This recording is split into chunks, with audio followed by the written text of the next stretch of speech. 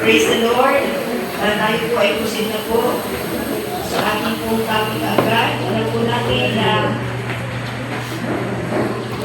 like, share, sa subscribe. mga panahon ito, no, napapanahon po ng mga messages ng Lord. Ayun po yung the 7 last words of Christ in the cross.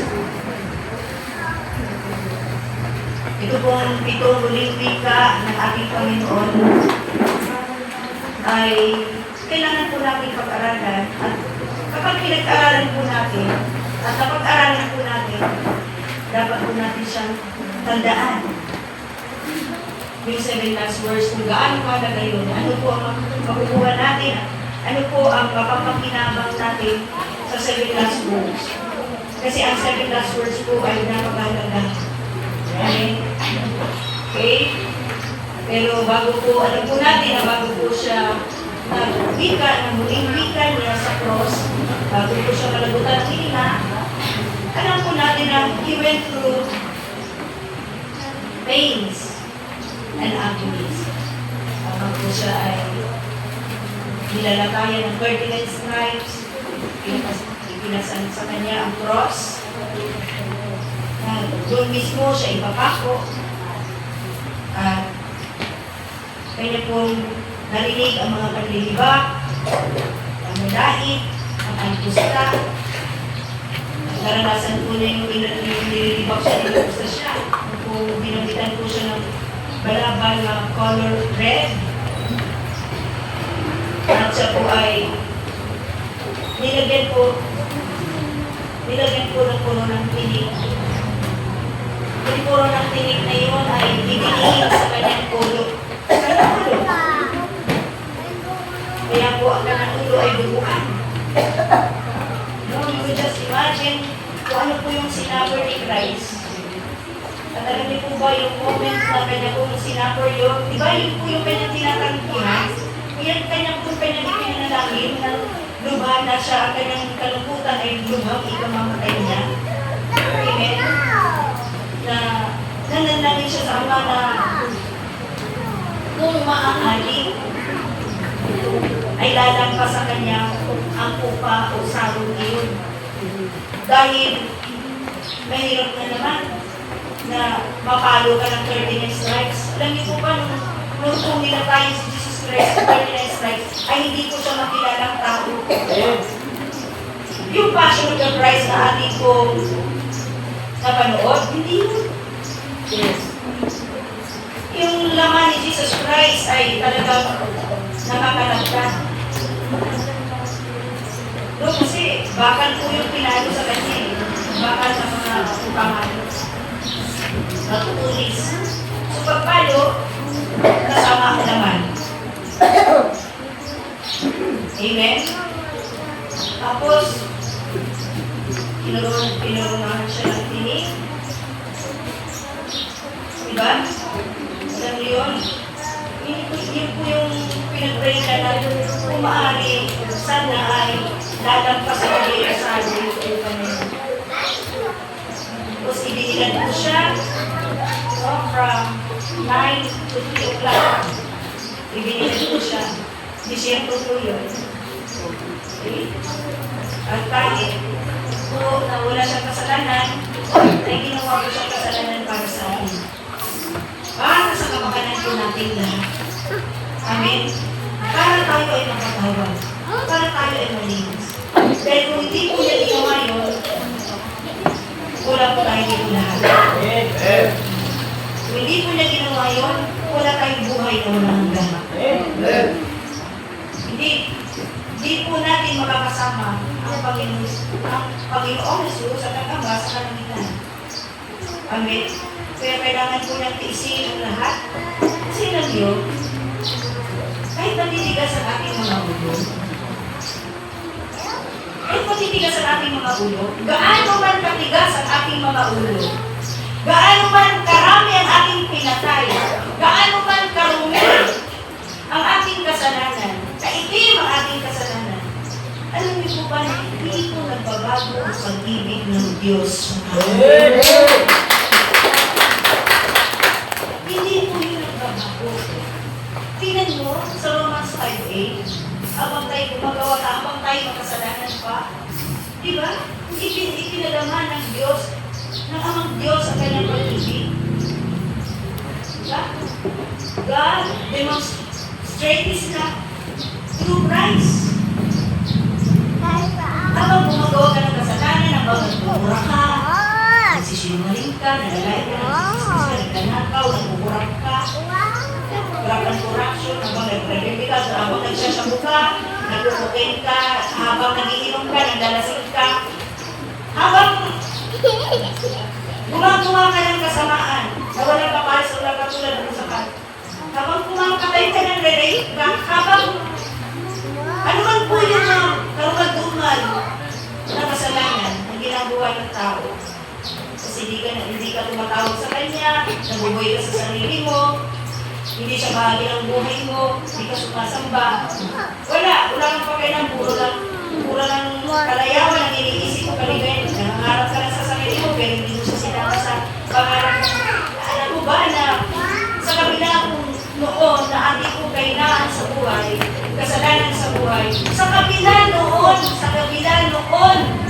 na mabigat natin kasalanan, hindi natin pinatagahan ng Diyos. Sa kabila po noon, mahal pa rin ng Diyos ang tao. At hindi po yun nagbabago. Amen? Minahal tayo ng Diyos. Hindi po yun nagbabago. Kahit nagbabago ka, kahit hindi mahalaga sa iyong Diyos, kahit hinalimutan mo ang Diyos, mahal ka pa rin ng Diyos. You see, yung malibog ng anak. Libog ka. Di ba kinuha na yung part niya? Tapos kalaylay siya, nabuhay sa kalaylaman, nilustay na lahat ng kanyang mana. Lumayo siya sa kanyang ama. Di ba? Lahat ng binana niya, nagpakasarap-sarap siya sa buhay niya. Kasi ay tao, gusto na masarap ang buhay, magandang buhay, bumutang ang buhay.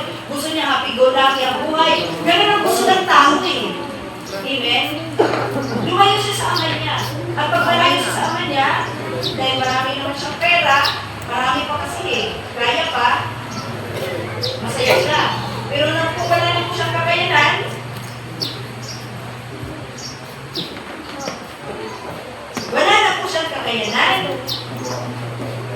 naghirap na siya, napag-isip niya. Pero alam niyo, yung ama na yun, kahit iniwan siya ng kanyang anak, nagpakalayo-layo, sabik pa rin ang tatay na umuwi siya. Ganon din po tayo sa kalagayan natin sa harapan ng Diyos. Kahit tayo nagpakasasa sa buhay, nagpakasarap sa buhay, sunduhay, sa nagpakalayo sa ama, hindi iniisip ang ama, pero ang ama naghihintay. Naghihintay siya, sabik na siya, na ang anak na yun ay bumalik sa kanya. Pero hindi siya inisip ng mahabang panahon. Pinalimutan siya dahil sa sarap ng buhay at kanyang narasa. Pero mga kapatid, alam natin yung alibugang anak na ito. Kung hindi na po niya kinaya, nakapag-reflect po siya na ang buhay pala na malayo sa ama ay hindi masaya. Amen? Ang buhay pala na malayo sa Diyos ay hindi masaya. Hindi masaya. Kahit may kakayanan ka ngayon, magpakasasa ka sa buhay mo, pero at the end of life, may mga panahon na talagang maiisip mo na wala pa lang talaga yung mga ginagawa ko sa pag-gustay, pagpakasaya na malayo sa kanya. Pero maganda dito sa alibugang anak, nakapag-reflect siya, nakapag-isip-isip siya. Sabi niya, uwi ako sa aking ama. At sasabihin ko, Ama, nagkasala ako sa Diyos at saka sa inyo. Pero nung pag-uwi niya, malayo pa lang siya, natalaw na siya ng ama. Amen? Ng kanyang ama. Pagkatapos, nung dumating siya, Kahit na tayo kung umilit siya ng tawag. Hindi mo ba nagpatawad yung ama niya? Nagpatawad po. Kasi umuwi na siya. Kalabitin mo katabi mo, ikaw, umuwi ka na. Uwi na tayo. Umuwi ka na tayo. Amen? Umuwi ka na sa ama dahil gutom lang. Kahirapan lang.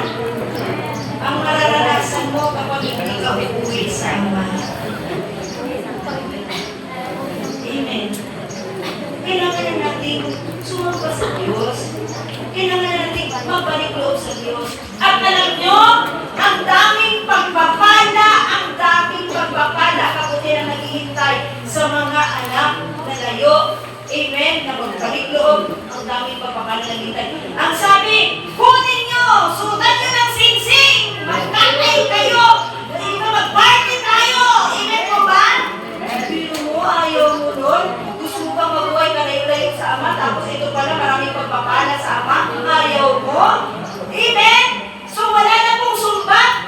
Ang sinasabi ng ama, ikaw magkalayo ka, nakasabay mo ka lang, wala nang ganon. Ano?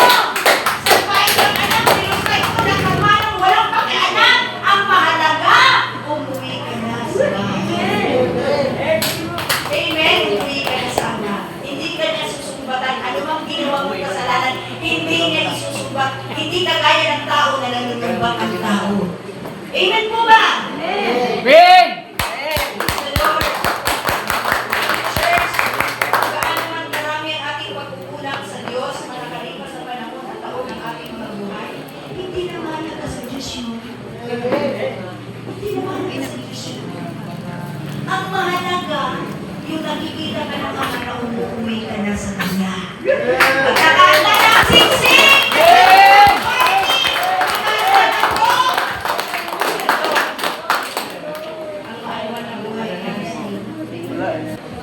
Basta nakitaan po tayo ng Diyos, tulungan po tayo na umuwi na sa Kanya. Amen? Nakauwi na po ba tayo sa Ama? Amen! Uwi na! Uwi na! Uwi na! Uwi na! Uwi na sa patay natin sa langit.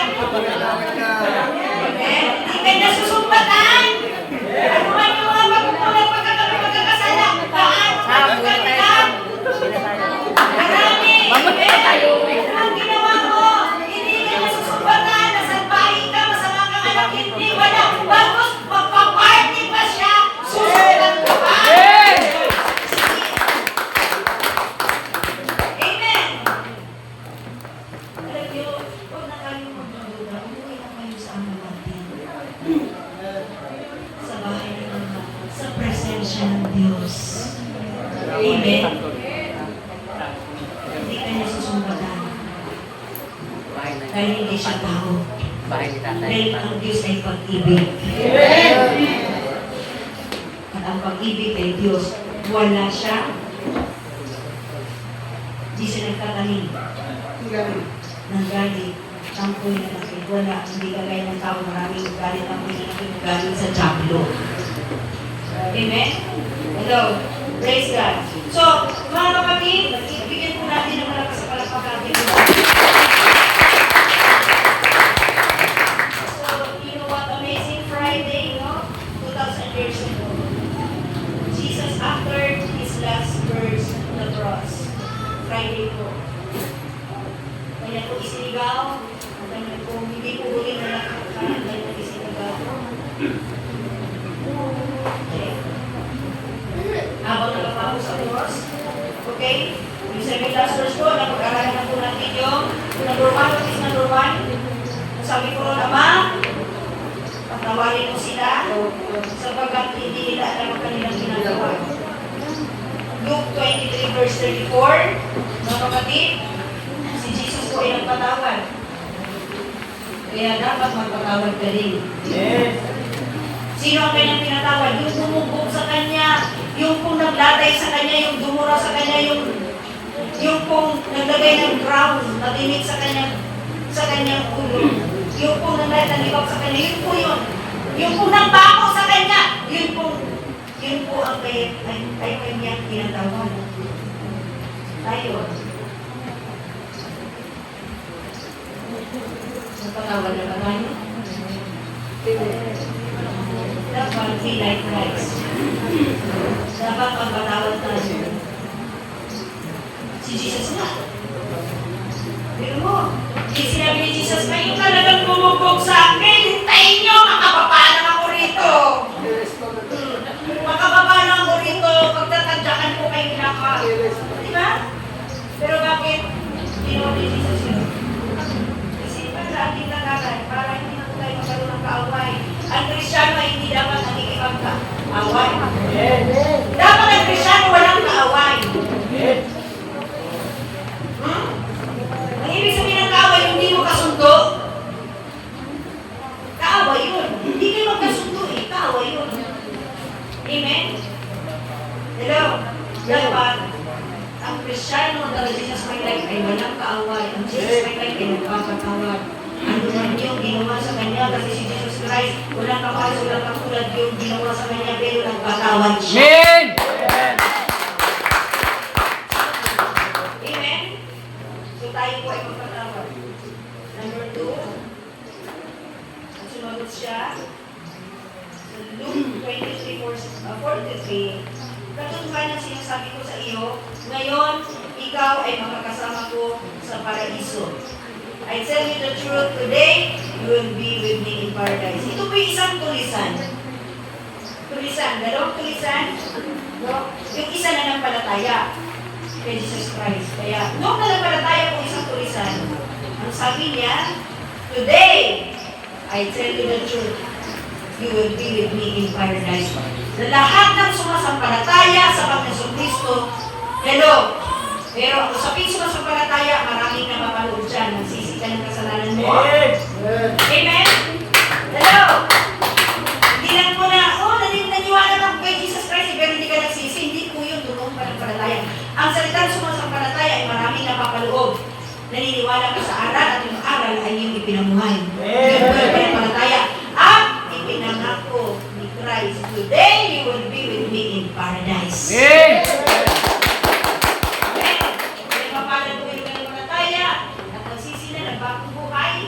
Talagang makakasama po natin sa paraiso si Jesus Christ. Amen?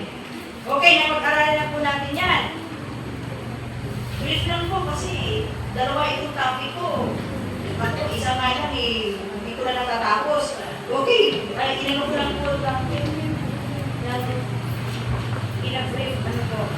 Okay, so, meron ba akong na-means? Number 2, diba? Number 3, babae, narito ang iyong anak. Pagkatapos ay sinabi niya sa kanyang alagad, narito ang iyong ina. So church, ito po ay relasyon po, no? Itong babae, no, sinusiguro dito sa mga magulang. Mga magulang, kailangan ang iyong anak papasunod niyo sa Diyos. Ang tungkulin natin mga magulang ay turuan po ang ating mga anak na magmahal. Kung paano ibinigin sa atin, sinabi sa atin ng Panginoon, ng Amang Diyos, na mahalin mo ako ng buong puso, buong isip mo, kaluluwa mo lakas. Yun din daw po ang sabihin natin sa ating mga anak. Huwag po natin kalimutan ang ating mga buhay ay may tungkulin tayo na turuan sila na magmahal sa Diyos. Hindi, anak, pagbutihan mo yung pag-aaral mo, kailangan magna cum laude ka, so mga kailangan magaling ka, marunong ka, kailangan mayaman ka, kailangan magtrabaho ka. Hindi po masama ang lahat ng yun, mga magulang. Pero not to the point na dahil doon ay hindi sila mapalaki sa Panginoon. Kasi mag-a-account po tayo ng magulang sa Diyos kung paano natin pinalaki. So, kailangan ang tungkulin ng magulang, Deuteronomy chapter 5, ang tungkulin po natin ay turuan sila na mahalin ng Diyos. Hello? Ng buong puso, kung isip mo kalulong na kasi. Huwag kayong pumayag ng inyong mga anak, hindi nyo kasama sa church. Huwag kayong papayag. Kasi sa church po nila, makikilala ang Diyos. Sa church po nila matutunang mahalin ng Diyos. Hindi sa labas. Eh, mahirap mag-asawa. Mag-asawa ay malaking obligasyon. Hindi lang dapat ang mga anak mo ay pag-aralin mo, pagtapusin mo, hindi po yun ang sinabi ng Diyos. Ang sinabi ng Diyos, turuan mo silang mahalin. Ang Diyos na buong puso mo isip mo lakas buong kaliwa, kaya huwag kang papayag na ikaw sumamba, hindi mo kasama ang mga anak mo. Kung kailangan i-ground mo, kukumin mo na hindi sasama sa'yo, i-ground mo! Huwag mong konsintihin. Hindi naman sumasama, hindi mo ba ginag-ground? Ilulunok mo pa rin. Amen. Hanapin mo ang lahat ng kaparaanan, madala mo sila sa church. Amen. Amen. Hindi ko kayo pinabayaan. Huwag niyo rin pabayaan ng Diyos kung buhay ninyo, sumama kayo sa akin. Hindi ako ang nagbigay ng pangailangan ninyo, kundi ang Diyos. Amen. Amen. Mahirap ang magiging magulang. Pag hindi po natin na-impose na mahalin mo anak ng buong puso, isip kaliwa, Diyos, mag-aabang tayo sa Lord. Amen? Sabihin mo, pag ayaw nila, wala ka ng pananagutan sa Diyos. Amen po ba? Amen. Pag natiwala mo sila sa Diyos, ayaw mo sumunod, idihayaan mo silang kagaya po nung kalibugang anak, kumain ng kaning baboy. Hindi mo kasi nayaan kakain ng kaning baboy, mga anak ko eh. Kaya hindi nakapag-reflect. Nilululong mo pa rin. Amen? Hayaan mo silang makaranas ng taghirap para matutong tumawag sa Diyos. Amen. Amen. Amen. Amen. Amen. Para mapasunod mo sila sa Lord. Okay. Yung mga anak naman, diba? Itong huling wika na number 3 para to sa relasyon ng magulang at anak. Mga anak, huwag niyong pabayaan si Jesus Christ kahit nasa cross na. Hindi niya kinalimutan si Mama Mary. Sinabi niya, di ba hindi niya kinalimutan? Amen. Di ba? Narito ang iyong ina. Narito ang alagad. Narito ang iyong ina. Ibig sabihin, kahit nasa cross na, si Jesus Christ hindi niya kalimutan ibigin ang kanyang nanay doon sa alagad na si John. Ibig sabihin, nung nagmamalasakit pa rin siya, napapabuti ang kanyang nanay. Amen. Mga anak, huwag niyong kalimutan, mga magulang niyo, mapabuti, huwag niyong hayaan na nag-asawa na kayo eh, hindi niyo lang binibigay magulang niyo. Tapos na ang pagiging anak niyo sa kanila, hindi po dahil may asawa ka na, hindi po yun. Kung ikaw ay mabuting anak, habang nabubuhay ang mga magulang mo, walang kakayanan, suportahan mo sila. Amen. Hindi mga meron ako na, pero siya, meron ko lang bahay. Hindi ganun yun. May tungkulin ka, kalingain ang magulang mo. Amen! Amen. Dapat, bibigyan mo pa rin ang mga magulang mo. Wala kang utang na loob. Pinanakitan yan, pinakain ka yan, pinakaral ka yan, ayaw ko ang kalabuan ng lamok. Ano, kahit anong gawin, kahit magkasala na, kahit magdaya na, kahit saan kunin yung pera na yun, kahit kasalanan na, nagagawa ng magulang mo, makakain ka na. May magulang, ganyan magulang, ayaw magputo ng anak, kaya kahit nandaraya na sila, mali na, nagnakaw na. Amen? Nagsinungaling na, mabuhay ka lang. Tapos ikaw may anak, pag tumanda na, wala ka kayo magulang mo, pinabayaan ka dahil may asawa ka na. Mali! Habang nabubuhay ang magulang mo, kagaya ni Jesus Christ, kalingain mo yung Amen. magulang mo. Anak. Amen? Hindi kaya sa pag-aasawa eh. Siyempre, yung nanay ko ba, ang tatay ko ba, kapag mag-asawa na tayo, pwede ba ako magbigay din ng pera? Kasi kung hindi, hawakan ka na asawa mo. Minsan yung anak natin, mabuting tao, pero nakapag-asawa sila masamang tao. Ayaw ka ng bigyan, kaya kayo mga anak, magpakatalino kayo, mag-asawa kayo yung talagang maganda ang puso. May malasakit sa kapwa. Amen. Nagmamahal sa magulang. Huwag yung nakita ka na ng maganda, kundi ito ng para sa amin. Diba? Sana nakalimutan mo na. Nakalimutan mo na ang buong mundo. Dahil nakakita ka ng magandang kundi, tapos na. Amen? So anak, huwag kayong magkulang sa harapan ng Lord. Bilang Amen. anak, may tungkulin kayo sa magulang. Amen! Amen! Sa loob ng tahanan wait. Wait, hanggang nangawit na sa wait. Si nanay na lang, si tatay na lang bumaba. Mga walang mga utang na loob, kung ibang anak, wala yan sa Jesus my heart. Amen. Meron na talagang iisip ng mga anak. Kaya may tinutulungan, nagugas ang pinggan. Pagka si nanay, ganito, ginagawa sila, ginagawa. Tingnan po ba? Kasi nga, ano na magulang na, tumitig sila utang na loob. Pero yung mga anak na walang utang na loob, pabaya, ulang sak sa mga magulang. Ayaw bumilis, ayaw bumalaw. Akala mo, prinsipe, prinsesa. Diba? Tingnan po ba? Kailangan ng mga anak. Ipakita niyo sa Diyos, sa araw-araw ng buhay, na tumutulong kayo sa loob ng tahanan. Amen! Amen? Tumutulong kayo, hindi po kayo pabaya. Diba? Buti sana kung ready pa kayo, ay malalaki na. Tapos hindi tumutulong sa magulang, sa mga gawaing bahay. Tanghali na kung gumising. Kung pensyonado ka, alam ni Lord, tanghali ka na gumising, hindi ka na magpapalain. Kasi ang pinagpapala ni Lord, yung mga masisipag. Amen! Amen. Hindi pa po ganun. Amen. Amen. Wala na, kung may pagkakasaman, habang may manibaka pa kayo, mag-isip-isip na kayo ng magkaperahan. Kailangan ko ba magpansin, pag nakuha ko sa ano, pag magkapera? Hindi yung asa-asa ka habang panahon. Walang beton! Ayaw ni Lord i-bless yung ganyan. Mga anak. Gumiskarte ang mga anak. Amen po ba? So, darating ang panahon, kayo na lang, iiwan na namin kayo dito sa mundo. Paano kayo? Huwag kayong aasa, may lakas kayo binigay ng Diyos, gamitin nyo yan. Hindi yung puro ka ng kagihata, higa, puro ka, cellphone.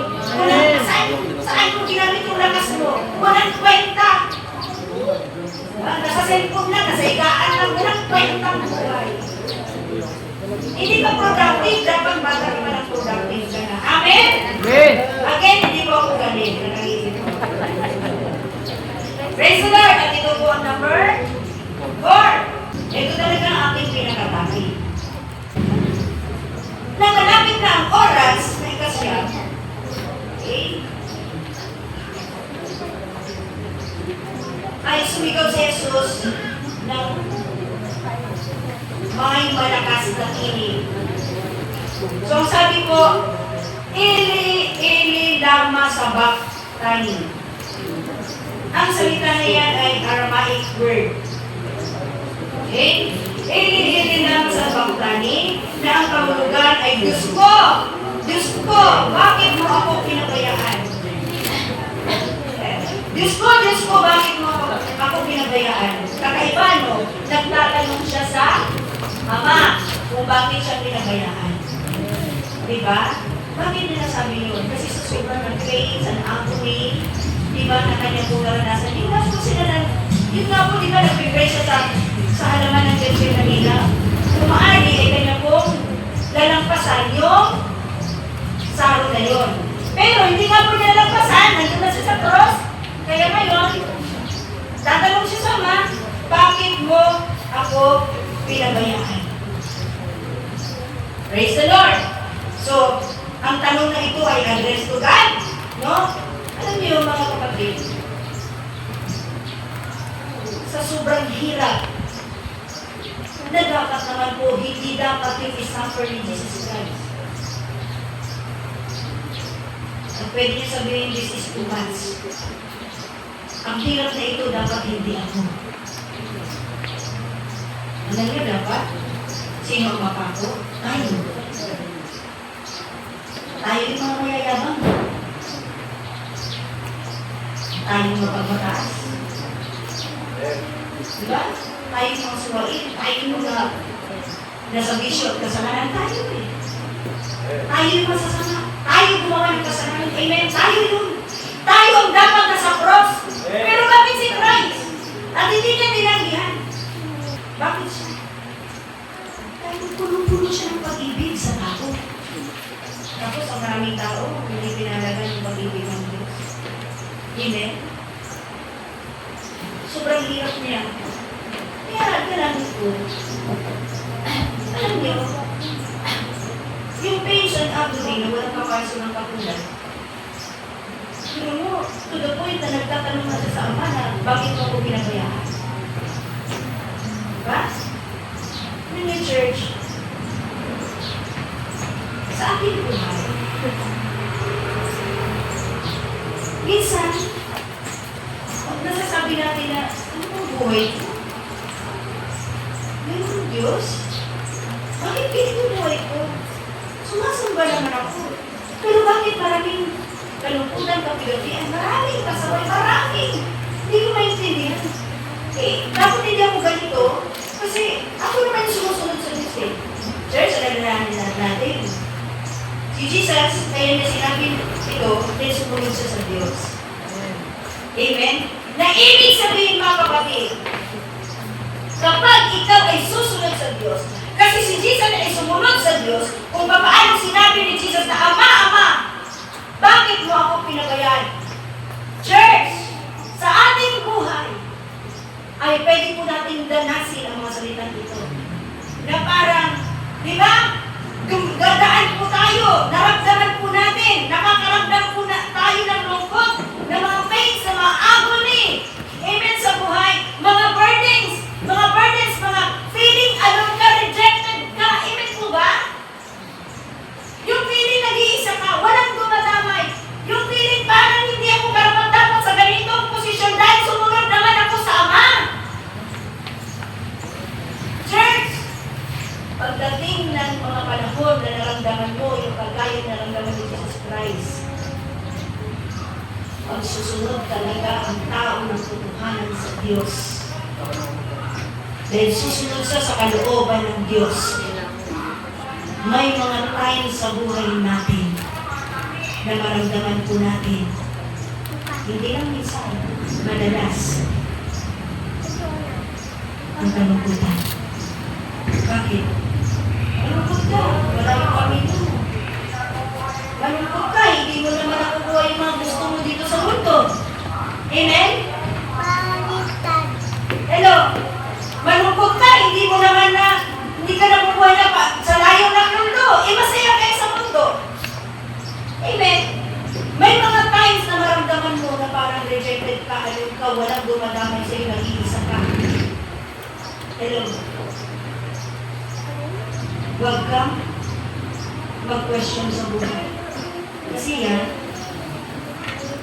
ibig sabihin ko noon, pag susunod ka talaga sa perfectong kalooban ng Diyos na gaya ni Jesus Christ, meron talagang mga pains, meron mga agonies, meron talagang rejection, meron talagang mga burdens, meron talagang ibang uri na damdamin na maramdaman mo na ayaw mo. Kasi, sumusunod ka sa kalooban ng Ama. Kagaya ni Jesus, sumunod na naman siya, pero nagsasuffer siya ng mga pains and agonies. Kaya, church! Kung ikaw habang sumasamba, naglilingkod, sumusunod sa Diyos, at naramdaman mo ang mga pains and agony, nag-iisa ka, maraming burden sa buhay, huwag kang tumigil sa Lord. Talagang dadaanin mo yan. Habang nabubuhay ka, dadaanan mo yan. Kasi, John 16:33, dito sa lupa, sabi ni Jesus Christ, ay maraming kapighatian. Pag maraming kapighatian, hindi komportable ang buhay. Ang totoong sumusunod sa Diyos ay maraming kapighatian ang pinagdadaanan. Amen. Amen. Ang maraming Kristiyano, kapag dumadana sa kapighatian, rejections, mga burden sa buhay, wala na, back out na. Pag mag-back out ka, wala ka ng pag-asang makapasok sa langit. Palapakan po natin sila. Diba? Pag ayaw mo na, kasi ang Christianity. Diba?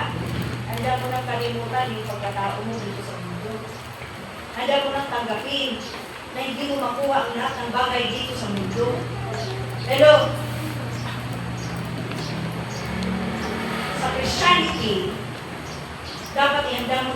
sarili mo. You will carry your cross. Kapag nakahanda ka na dyan, di ba sa ating topic na nakalipas, pag nag-decide ka na sa tatlong yon, nakahanda ka ng tanggapin na talagang ang buhay mo, hindi mo makukuha ang lahat ng kaligayan dito sa mundo. Lahat ng bagay, lahat ng pangarap dito sa mundo, yung personal pangarap mo, kaligayan mo hindi mo makukuha. At handa ka na i-carry ang cross, mga burdens sa pinapasan sa'yo, pinapagawin sa'yo ng Lord. Handa ka na ba? Handa ka na? Di ba sabi roon? Kung handa ka na, then, welcome to Christianity. Kristiyano ka na! Na! Pero kung hindi ka handa, hindi ka pa Kristiyano. At hindi ka papasok ng langit. Amen? Ngayon, kapatid, ang sabi ko, Ama! Bakit mo ako pinagkala?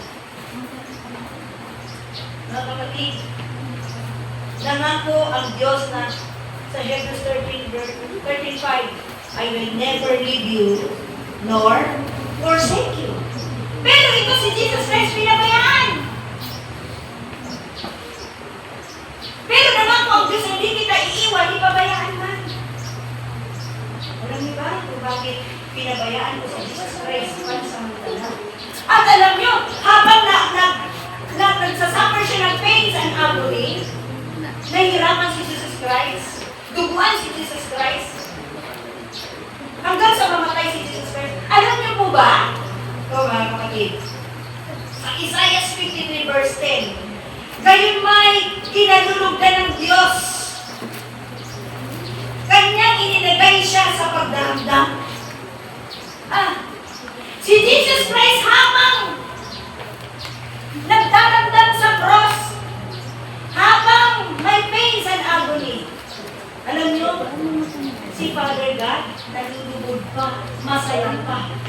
Bakit? Bakit? Nagdaramdam na si Jesus Christ sa cross, di ba? Tapos nalugod pa ang Ama. Bakit? Kasi yung ginawa ni Jesus Christ, ang kapalit noon ay kaligtasan mo at kaligtasan ko at kaligtasan ng buong mundo. Kaya nagagalak ang Ama. Hello? Kaya naman mga kapatid ko, eto tandaan natin, habang nahihirapan ka sa paglilingkod, marami kang pains and agony, marami kang pinagdaanan na dapat hindi mo daanin yun kasi naglilingkod ka naman sa Diyos. Kasi Kristiyano ka naman, nagpakabuti, nagpakabait ka, nagpakatuloy ka. Hindi mo dapat danasin ang mga yun. Pero dinanas mo, dahil naglilingkod ka sa Panginoon, sumasamba ka sa Panginoon, nagbabad ka sa Panginoon. Alam niyo, habang naramdaman pala natin yung pains and agony na yun, ikinalulugod ng Diyos yun. Bakit? Marami kasing maniligtas ka na kaluluwa. Nanawa niyo? Nanawa po ba natin? Kayong mga lingkod ng Diyos, habang nagsasuffer po tayo ng mga bigat sa buhay, natutuwa pa ang Diyos na makita kang gano'n. Habang naglilingkod ka, na nasasaktan ka, nalulungkot ka, nabibigatan ka, dahil naglilingkod ka sa Diyos, doon natutuwa ang Diyos. You get that? You get the revelation? Ibig sabihin, hindi natutuwa ang Diyos kapag pag hindi tayo dumadanas sa paglilingkod, sa buhay na ito ng mga pains and agony, mga rejections kung ano ng mga burdens sa buhay. Happy buhay mo, happy buhay sa siya, happy dito, dapat siya dito, dapat siya doon. Hindi yan ikinagagalak ng Diyos. Ang ikinagagalak ng Diyos, may sufferings ka because naglilingkod ka dahil marami maniligtas.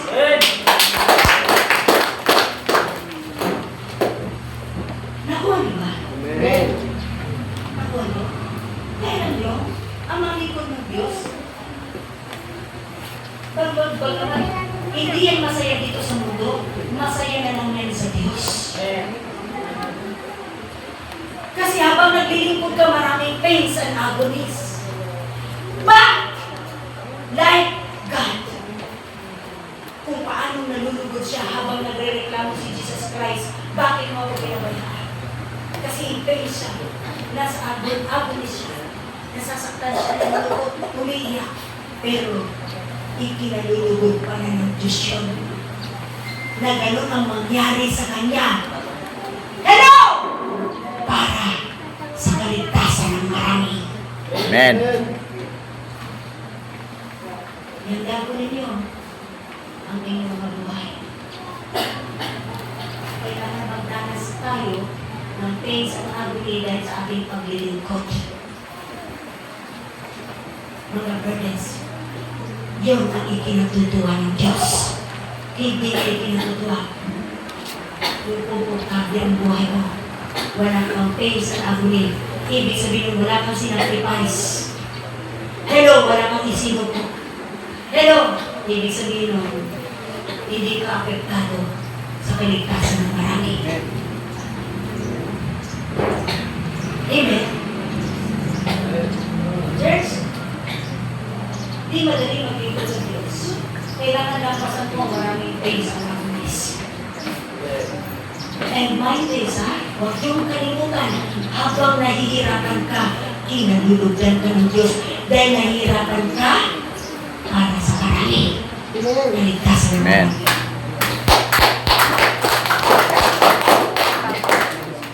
Salamat sa Diyos sa revelation. Kaya, walang dahilan. Kung doon pala nalulugod ang Diyos, amen? Kung doon pala nalulugod ang Diyos sa mga sacrifices mo, magdagdag ka pa ng commitments. Huwag kang mag-back out sa mga commitments, magdagdag ka pa. Hello? Amen?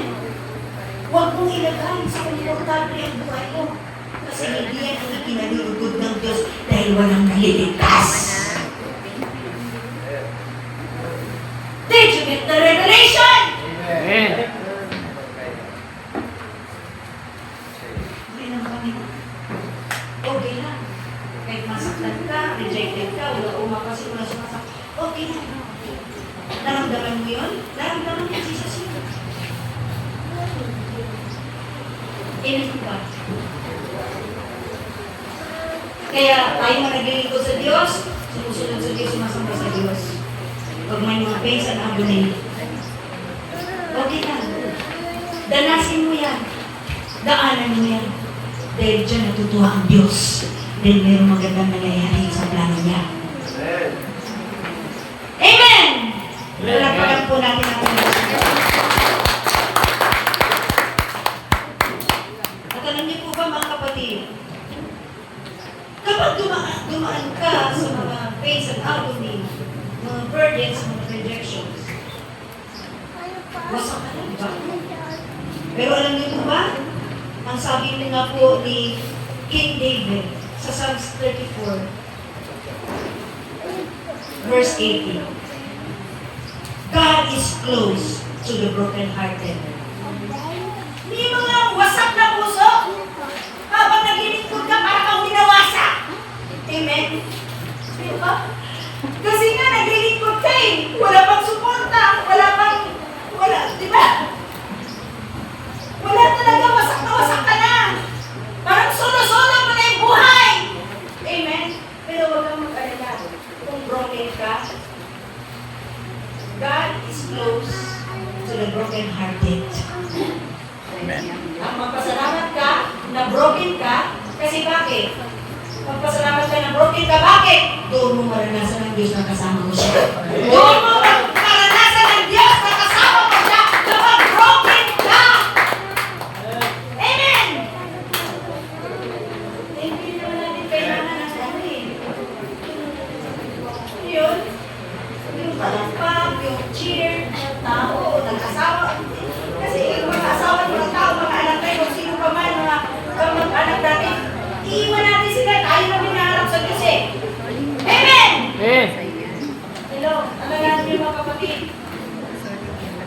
Asawa man yan, anak man yan, kapatid man yan, nanay, tatay, huwag niyong ibigay ang buhay niyo sa kanila, ibigay niyo sa Diyos. Amen po ba? Kasi ang Diyos may-ari ng ating buhay. Huwag niyo ipakuha yung puso niyo dun sa tao. Ipakuha niyo sa Diyos ang puso ninyo. Amen. Amen. Puri ng Panginoon. Hallelujah. Sabi ni King David sa Psalms 37 verse 25, na siya po ay dumaan sa pagkabata at siya po ay matanda na, pero wala daw pong pinabayaan ng Diyos.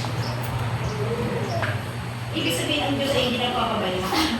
Amen po ba? Na ibig sabihin, church, lahat po na naranasan ni Jesus Christ sa cross ay mapagtagumpayan niya yun. Kasi ang amang Diyos ay hindi nagpapabaya. Amen? Ibig sabihin, church, yung buhay natin, lahat na nangyayari, angit man, anong pinagdaanan mo, challenges ang buhay mo, hindi ng Panginoon, pagtatagumpayan mo lahat yan. Kasi may nagtagumpay na sa cross, si Jesus Christ. Palakpakan mo natin sa puri ng Panginoon. Kailangan ko nung pumunta sa isa.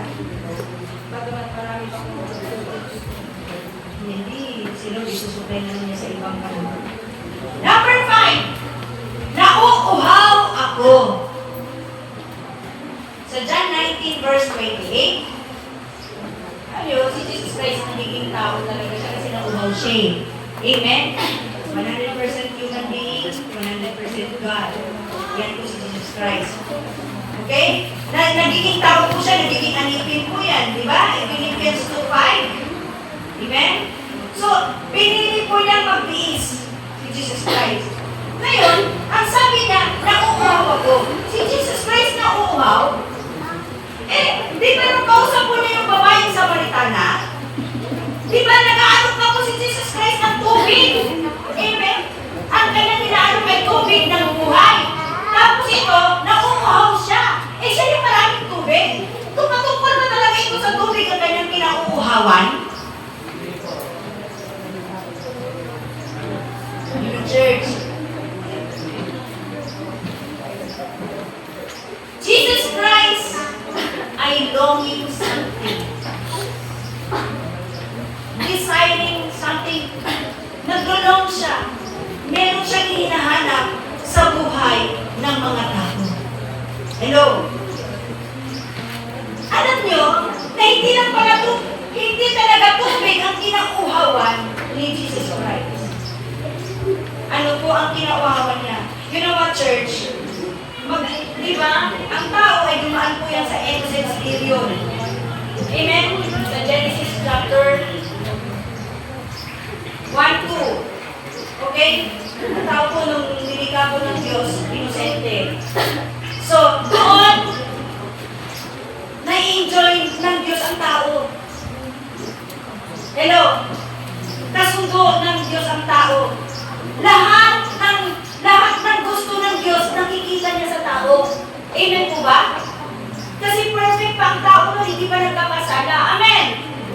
Pero nung nagkasala na po ang tao, doon na po lahat nilolong. Lahat po ng gusto at ibig ng Diyos ay hindi na po niya nakikita at naramdaman. Hello? Kaya itong sinasabi po na nauuhaw ako. Magmula nung nagkasala ang tao, kinauuhawan na po ng Diyos ang maraming bagay sa tao na inanong perfect pa po sila, naramdaman po ng Diyos yun. Naibigay pa po ng tao. Pero nung nagkasala na po ang tao, lahat po ng gustong maramdaman ng Diyos sa tao ay wala na. Hello? Ano ang kinauuhawan ng Diyos sa tao ngayon? Kinauuhawan ng Diyos ang ating pananampalataya. Ang ating pagtitiwanag sa Kanya.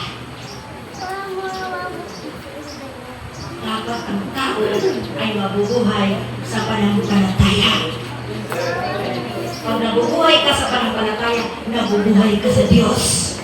Hello? Again, pag nabubuhay ka sa pananampalataya, nabubuhay ka sa Diyos. Pag hindi ka nabubuhay sa pananampalataya, hindi ka nabubuhay sa Diyos.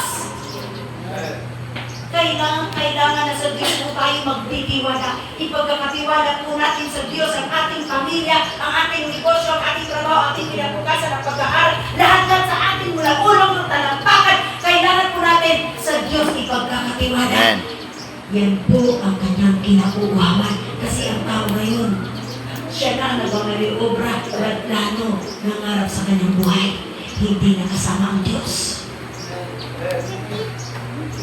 Kaya ang gusto ng Diyos, habang nabubuhay ka, mabubuhay ka sa Kanya. Mabubuhay ka sa pananampalataya. Kinauuhawan ng Christian, ibigay mo, masatisfied mo siya.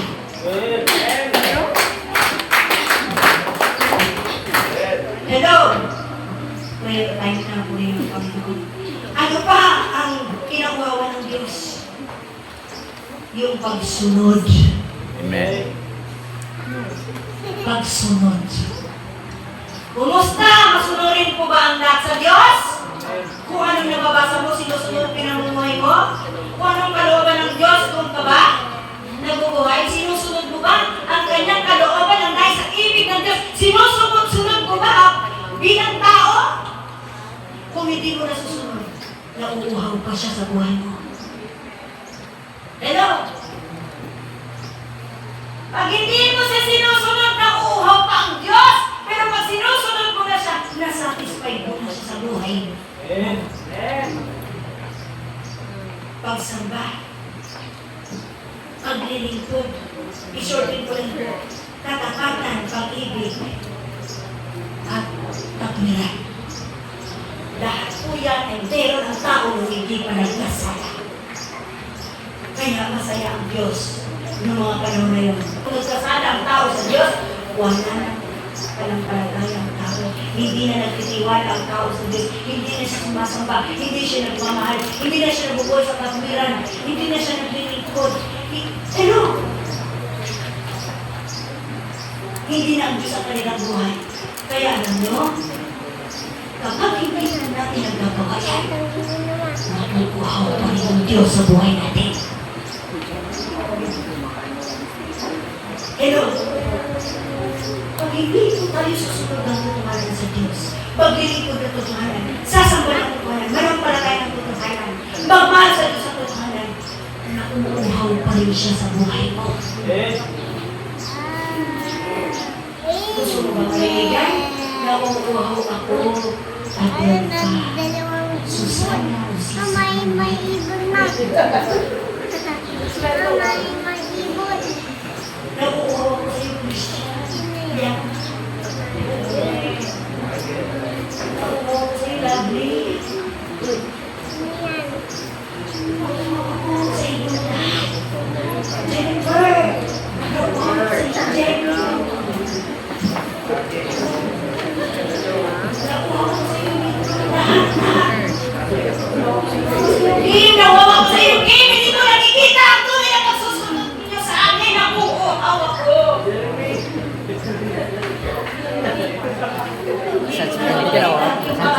Tayo na lang magpangkit. Amen! Amen! Muli ng Panginoon Diyos na buhay. Palapagan po natin si Lord. Maraming kapatid. Muli ng Panginoon ang sabi sa Matthew chapter 5 verse 6. Blessed are those who are hunger and thirsty for righteousness. Ibig sabihin mga kapatid, ang kinauuhawan ng Panginoon ng Diyos ay yung pong righteousness, yung katarungan. Ibig po ba? Dito po siya nalulugod, dito po siya natutuwa. Ibig po ba?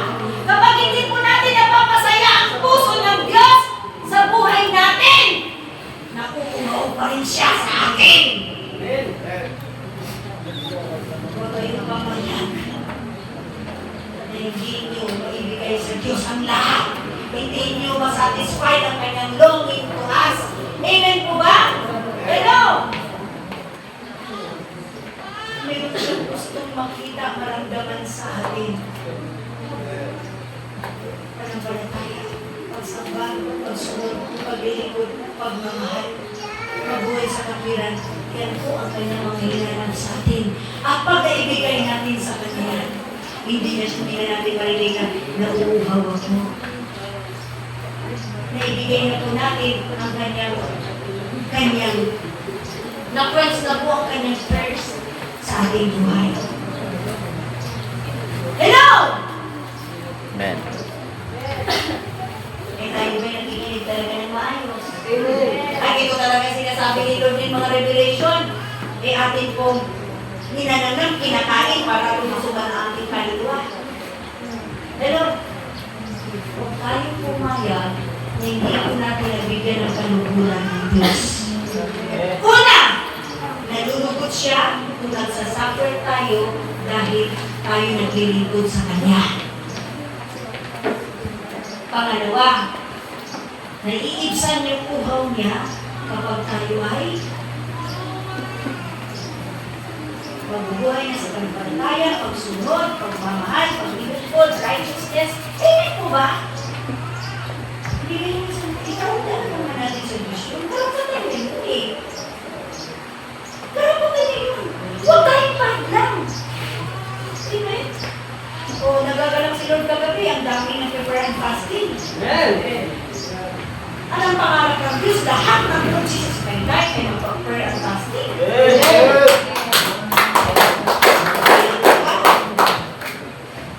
At sasama sa mga chain, prayer and fasting, yung kadena, everyday. Gusto ng Diyos, gawin po natin siyang buhay. Karapatan niya yun dahil siya may gawa ng ating buhay, siya may bigay ng ating buhay. Hindi yung mga nanay, tatay na sino pa man, hindi po ba? Bagamat salamat sa inyong mga buhay. Hindi namin sila ng mga instrumento, amen po ba? Pero ang aming buhay ay ang Diyos ng gagaling. Amen. Amen! Ngayon, ano pangarap natin? Mga lingkod ng Diyos, huwag tayong tinigil. Kapag luhan tayo, duguan ang ating puso, tinusok-tusok din sa mga higa at kalungkutan, nalilugod ang Christian dahil naglilingkod ka. Amen! Tayo, sumampalataya lang sa Diyos. Susunod, mahal, maglingkod, at tayo magbuhay sa katulad. Katalungan, ito yung pinalulugan ng Diyos. Amen! Amen. Anong gagawin natin? Anong plano natin ngayon? Ayusin ko yung ating buhay. Para magbigay natin ang kaligayahan ng Diyos. O, dumalo na tayo sa magawain ng Panginoon. Magbigay na tayo ng tama sa Panginoon. Amen po ba? Lahat natin nagkakulangan, kabalatutan, ay tuwid na. Para sumaya ang Diyos sa buhay natin. Amen po ba? Amen. May kasama pa wala, may asawa pa wala. Do the will of the Father. Huwag sundin mo sarili mo. Huwag ka malungkot dahil wala kang ganito, wala kang ganito ha. Namatay ka, wala kang isasama sa taon eh. Hindi ka lang pinag-iisa. Amen? Kaya magkatatal ka, magkalakas ka sa Diyos sa sarili mo.